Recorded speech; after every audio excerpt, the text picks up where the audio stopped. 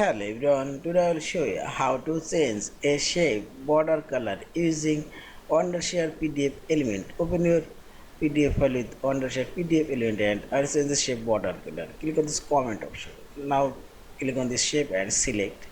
And this right side by this top corner here you will find this properties option and this properties this border color option.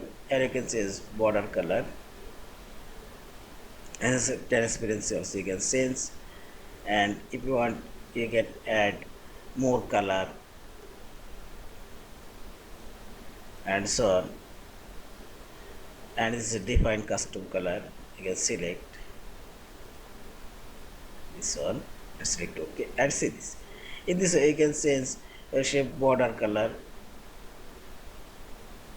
Yeah, this is, and finally select this file option, save or save as a PDF file.